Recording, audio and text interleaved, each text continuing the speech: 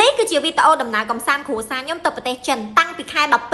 ទៅទៅនេបានឆ្លៀតកាត់ផ្ដើមដំបូងនៅពេលយប់គ្រួសារខ្ញុំញ៉ាំស៊ុបជុំគ្នានៅផ្ទះណាមើលសកម្មភាពកូនពៅខ្ញុំនិយាយពីសុបាយអខ្លាំងមកទាំងហឹងហ្មងណាកាត់ដោយវីដេអូព្រឹកបន្ទាប់ខ្ញុំបានរៀបចំខ្លួនរួចរាល់អស់ហើយណាដោយសារយើងហោះម៉ោង10 11ដែរទេចុះមកដល់ក្រុមខ្ញុំភ្ញាក់ព្រឺតដល់មកឈរតាំងការនិយាយទៅអារម្មណ៍គេហ្នឹងគឺភីងហ្មងណាគេឈរជ្រៀងឈររំតាំងពីយប់រហូតមកដល់ព្រឹកថ្ងៃណាតនេខ្ញុំកាត់វីដេអូអាពេលព្រឹកទៅរៀនជាមួយនឹងអាពេលព្រឹកទៅដើរលេងហ្នឹងអារម្មណ៍ពីរដូចមនុស្សផ្សេងគ្នា2នាក់អញ្ចឹងណា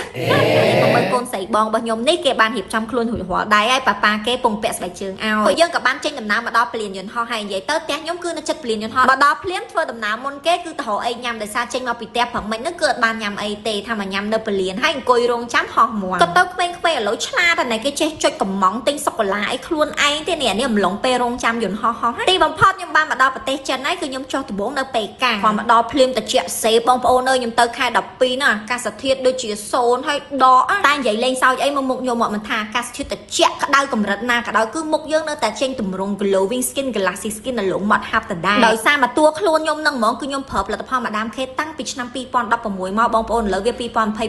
10ឆ្នាំជាងហើយណា Madame K ជាប្រភេទលេសុតមានគុណភាពខ្ពស់ប្រើប្រាស់កាន់តែយូរកាន់តែស្អាតបែបស្បែកមុខយើងមានសុខភាពស្បែកល្អសំខាន់ណាស់មានការពិនិត្យស្បែកមុខមុននឹងប្រើប្រាស់ទៀតកំពុងតែឈររងចាំវ៉ាលីចាំមើល vlog បន្ទាប់ទៀតណាតើខ្ញុំទៅដើរលេងកន្លែងណាខ្លះហើយជួបរឿងហែវអីខ្លះ